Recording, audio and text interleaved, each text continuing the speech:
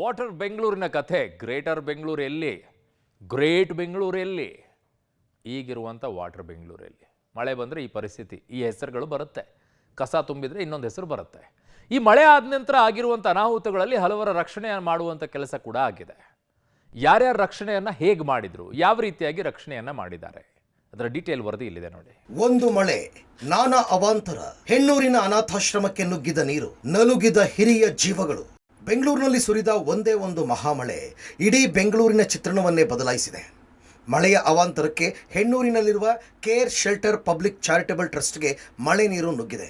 ಇದರಿಂದ 70 ಮಂದಿ ಇರುವ ಅನಾಥಾಶ್ರಮ ಸಂಪೂರ್ಣವಾಗಿ ಜಲಾವೃತಗೊಂಡಿದೆ. ರಾತ್ರಿ ವೇಳೆ ವಯಸ್ಸಾದವರು ಮಲಗಲೂ ಆಗದೆ, ಹೊರಗೆ ಬರಲೂ ಆಗದೆ ಪರದಾಡಿದ್ದಾರೆ. ಅನಾಥಾಶ್ರಮದ ಒಳಗೆ ನೀರು ನಿಂತು ಸಂಕಷ್ಟ ಅನುಭವಿಸಿದ್ದಾರೆ. ಆಶ್ರಮದ ಅಡುಗೆ ಮನೆ ಜಲಾವೃತವಾಗಿ ಇಡೀ ದಿನಸಿ ಎಲ್ಲವೂ ನೀರು ಪಾಲಾಗಿದೆ. ಹಸಿದ ಕಂಗಳಿಂದ ಹಿರಿಯ ಜೀವಗಳು ನೆರವಿನ ನಿರೀಕ್ಷೆಯಲ್ಲಿದ್ದರು. ವಯಸ್ಸಾದ ಜೀವಗಳು, ನಾನಾ ಕಾಯಿಲೆಗಳು, ವೀಲ್ ಚೇರ್ ಬಿಟ್ಟು ಏಳಲಾಗದ ಪರಿಸ್ಥಿತಿ. ಹೀಗೆ ಆಶ್ರಮದ ಒಂದೊಂದು ದೃಶ್ಯವು ಮನ ಕಲಕುವಂತಿದೆ. ನಿನ್ನೆ ರಾತ್ರಿ ಸುರಿದಂತಹ ಧಾರಾಕಾರ ಮಳೆಗೆ ಬೆಂಗಳೂರು ಬೆಚ್ಚಿ ಬಿದ್ದಿದೆ. ಹಲವಾರು ತಗ್ಗು ಪ್ರದೇಶಗಳೆಲ್ಲವೂ ಕೂಡ ಸಂಪೂರ್ಣ ಜಲಾವೃತ ಆಗಿದ್ದಾವೆ.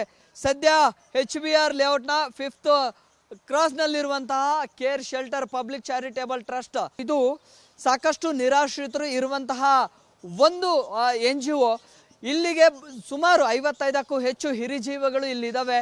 ಇಲ್ಲಿಂದ ಹೊರಗಡೆ ಹೋಗೋದಕ್ಕೂ ಕೂಡ ಆಗೋದಿಲ್ಲ. ಸುಮಾರು ಜನರಿಗೆ ಫೀಡ್ಸ್ ಇದೆ, ಜೊತೆಗೆ ಬೇರೆ ಬೇರೆ ಕಾಯಿಲೆಗಳಿಂದ ಬಳಲ್ತಾ ಇದ್ದಂಥವ್ರು ಕೂಡ ಇದ್ದಾರೆ. ಜೊತೆಗೆ ಸುಮಾರು 90ರ ವಯಸ್ಸಿದ್ದಂಥವ್ರು ಕೂಡ ಇದ್ದಾರೆ. ಅವರು ಉಳ್ಕೊಳ್ಳುವಂತಹ ರೂಮ್ಗಳಲ್ಲಿ ಸಂಪೂರ್ಣ ನೀರು ಆವರಿಸ್ಕೊಂಡಿದೆ. ಹಾಸಿಗೆ, ದಿಂಬು, ಜೊತೆಗೆ ಚೇರ್ಗಳು ಅದೆಲ್ಲವೂ ಕೂಡ ನೀರಿನಲ್ಲೇ ತೇಲಾಡ್ತಾ ಇದ್ದಾವೆ. ಪಾತ್ರೆಗಳೆಲ್ಲವೂ ಕೂಡ ನೀರಿನಲ್ಲೇ ತೇಲಾಡ್ತಾ ಇದ್ದಾವೆ. ಸೊ ಹಾಗಾಗಿ ಈಗ ಅಡುಗೆ ಮಾಡೋದಕ್ಕೂ ಕೂಡ ಆಗದೆ ಇರುವಂತಹ ಸ್ಥಿತಿ ಈಗ ನಿರ್ಮಾಣ ಆಗಿದೆ. ಸೊ ಒಂದು ರೀತಿಯಲ್ಲಿ ಪಾಪ ಅಂತ ಅನಿಸುತ್ತೆ, ಮನ ಕಲಕುತ್ತೆ. ಈ ರೀತಿಯ ಸಂಕಟಗಳು ಇದ್ದಂತಹ ಸಂದರ್ಭದಲ್ಲೂ ಕೂಡ ಸಂಬಂಧಪಟ್ಟಂತಹ ಅಧಿಕಾರಿಗಳು ಎಚ್ಚೆತ್ಕೊಳ್ತಾ ಇಲ್ಲ, ಆ ಸಮಸ್ಯೆಗೊಂದು ಪರಿಹಾರ ಹುಡುಕುವಂತಹ ಪ್ರಯತ್ನಗಳೇ ಮಾಡ್ತಾ ಇಲ್ಲ ಅಂತ ಹೇಳಿದರೆ ಇನ್ನು ಪಾಲಿಕೆ ಇದ್ದು ಸತ್ತಂತೆ ಅನ್ನೋ ರೀತಿಯಲ್ಲಿ ಜನ ಕೂಡ ಮಾತನಾಡ್ಕೊಳ್ತಾ ಇದ್ದಾರೆ. ನೀರಿನ ಮಧ್ಯೆ ಕೆಟ್ಟು ನಿಂತ BMTC ಬಸ್ನಲ್ಲಿ ಸಿಲುಕಿದ ಗರ್ಭಿಣಿಯ ರಕ್ಷಣೆ. ಇನ್ನು ಮಹಾಮಳೆಗೆ ಸಿಲ್ಕ್ ಬೋರ್ಡ್ ಜಂಕ್ಷನ್ ಜಲಾವೃತವಾಗಿತ್ತು. ಈ ಮಧ್ಯೆ ನೀರಿನ ನಡುವೆ BMTC ಬಸ್ ಒಂದು ಕೆಟ್ಟು ನಿಂತಿತ್ತು. ಇದರಲ್ಲಿ ಇದ್ದ ಓರ್ವ ಗರ್ಭಿಣಿ ಬಸ್ನಿಂದ ಇಳಿಯಲಾಗದೆ ಪರದಾಡಿದರು. ಬಳಿಕ ಸುರಕ್ಷಿತವಾಗಿ ಗರ್ಭಿಣಿಯನ್ನ ರಕ್ಷಿಸಲಾಯಿತು. ಸಿಲ್ಕ್ ಬೋರ್ಡ್ ಜಂಕ್ಷನ್ ಬಳಿ ನೀರಿನ ಮಧ್ಯೆ BMTC ಬಸ್ ಕೆಟ್ಟು ನಿಂತಿದೆ. ಕೆಟ್ಟು ನಿಂತಿರ್ತಕ್ಕಂಥ ಬಸ್ ಒಳಗಡೆ ಪ್ರಯಾಣಿಕರಿದ್ದಾರೆ.